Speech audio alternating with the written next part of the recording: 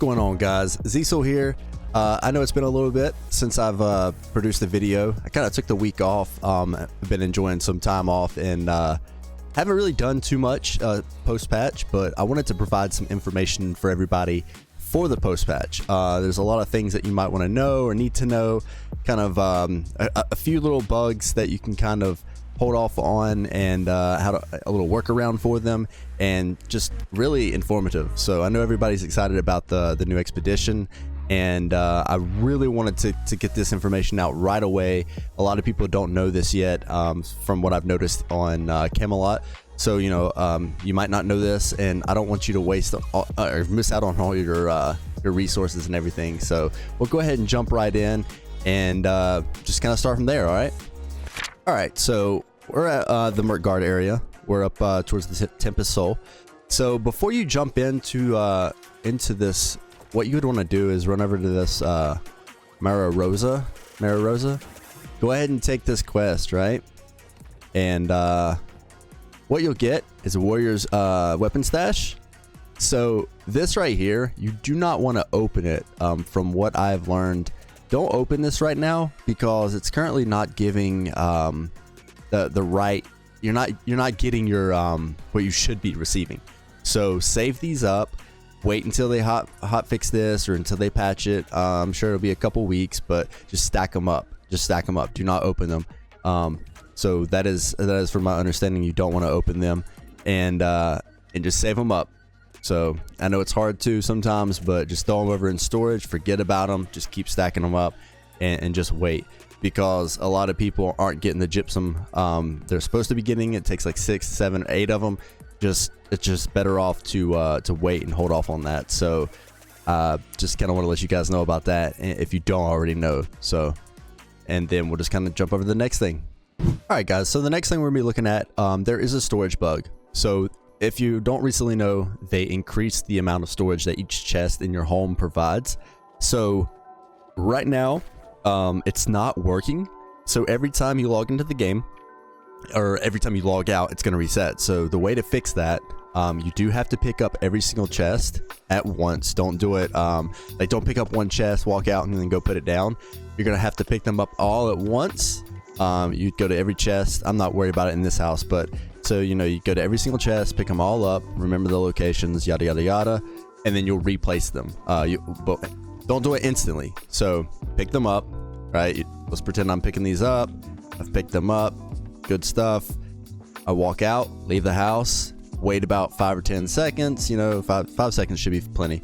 Walk back in, and then what you'll do is just replace them. Place them back down, and then you'll see your storage increase. And so what I've already done in Everfall, we'll go travel there real quick. So what I already did in Everfall, I've already done this. That's more of where I do all my activity, because I have the 300 standing territory standing or whatever, and so that's where I get my tax cuts and just have the most storage and everything. So I tend to leave everything kind of there. So let me just show you guys an example. So what I've been doing is, everywhere that I don't feel like doing this at, I kind of let the storage overfill and just don't worry about it, and keep my Everfall. So if you look, 6,725. So what I'm doing pretty much is I'll move things over. Like if I have a ton of stuff and I need the storage, I'll go and take the chest up, put them back down in one location, put everything I can fit over there. All right, and then the next time I log back in, I'm not gonna worry about it. I'm gonna leave all that stuff over there, and then come back to my Everfall home where I'm doing stuff. Windsward is like my graphical, where I work on the most. Everfall is just my workhouse, so it doesn't look beautiful anymore. So I put them all like in one spot, easy to pick up, put back down. And then, like I said, I just work from here, do my cells and everything. So pick a place that you want to do most of your cells from, and just use that as where you're going to pick up and place down your storage. Just make it a little bit easier on you, instead of having to go through every single territory where you own houses and constantly having to do this. Just let them fall, go put up sell orders if you have to, whatever you have to do to let the storage kind of overlaps, and just if that makes sense to you guys. I know that kind of bad at explaining that, but I think you guys will get the drift of that. So Two places would be your designated storage fill, like, you know, go let them overfill. Don't worry about anything that you don't need from them. If you do need something, what'll happen is now you can literally just, you know, transfer things over, even if the storage is full. It's not an issue. So as long as you have a spot that's not too full, then you can work from there and just use that as your work location. And that's easy. That's the workaround I've been using. So I hope it helps you guys out big time. So, and then we'll move over to the next thing, the Blunderbuss. All right, guys. So what I'm kind of covering here is leveling up your Blunderbuss, the weapon XP. So right now there's a double XP. So normally you would go to Restless Shore, but that's going to be extremely hard to. It's going to be super contested. So one of my favorite spots is located in Everfall. And so if you go directly west, and you'll see the fields, you can start here and work your way through, cut up here, and it's called Stonereach Keep. This is something that probably wasn't there if you're coming back from, you know, playing from the very beginning. This is like a kind of a newer area. They've updated this and stuff. So what I like to do with this is just kind of round these. They're nothing, you know, it's nothing crazy high level. It's a good spot to actually grind out like Iron Guard, you know, the craft mods for weapons or not weapons, but gear. Just round them all up and just, you know, start on that Blunderbuss XP. So this is kind of my spot that I haven't really seen that many people at, and it's easy to. I run. You can see what I'm running, but I've already set up like I've got a video on my build that I'm running for this. But get plenty of weapon XP on that, and you're not going to be fighting in a contested area. Like Restless Shore, it's just. Yeah, it's really nice for weapon XP, and there's some other places too, but I like farming this spot just because there's nobody here yet. Now that I'm telling you guys, there probably will be, but you can also get the like the more expensive craft mods in this area. So it's a perfect sweet spot. I definitely recommend it. Just grind it out, get it done and over with, because if you go to Restless Shore, good luck with that, man. It's going to be super contested, and it's just going to be kind of split off. So like I said, come here, sweet spot. And there's another area I'm going to show you guys, and we'll jump over to that real quick, okay? All right, guys. So the next spot is going to be Canary Mine, which is also located in Everfall. So there's a shrine, Shadow Mine Shrine. Say that 5 times fast, right? So if you have that unlocked, just port straight there, and it's going to be this Canary Mine right here. And this is a really good spot too. And the reason is you can make money while you're leveling your weapon up. So there's silver mines or silver veins everywhere, and you know, while you're running around killing things, in between you can pop the silver, kind of craft some silver ingots, and they sell for a little decent amount, so it's not counterproductive. And then also you have a chance of also dropping some crafted mods, and it's, you know, there's some supply stockpiles and everything, but really it's about the silver, so you can kind of grind that out, make some money while you're just having a little bit of fun and killing things. And like, I mean, you've got the silver veins, and like I said, the craft mods and everything that you're gonna get, plus a little bit of gold from dropping these down. So I definitely recommend this area. And again, fast travel to Shadow Mine Shrine. It's in Everfall as well, and just kind of mine it out and hit up these giant silver veins. They pop up pretty quick. Silver is not on like a high cooldown, so you'll make decent money doing this. You could probably, by the time you know, are leveling up your Blunderbuss, you're gonna get a couple thousand gold in just silver, as long as you have like the smelter's kit. If not, just keep mining it out and make your money and get your weapon XP. And that's my recommendation. Do as you please with this, but you know, it's not contested right now, but I'm sure after this video it will be a little bit. But I like to give everybody the juicy details and help everybody out. So that's what my recommendation is, those two spots I've shown you so far. So all right, so on this one, guys, I'm going over the Blunderbuss watermark increase. If you've noticed, maybe not, before you kind of jump into it, it doesn't seem like the chest runs are really that great for increasing that watermark. So what I've kind of figured out is, obviously, you know, use your gypsum, which I've been doing to increase mine, and it's bumping it up pretty well. So I think it's like 2 to 5, and I'm running with kind of a crappy Blunderbuss myself. I just haven't had time to grind it out.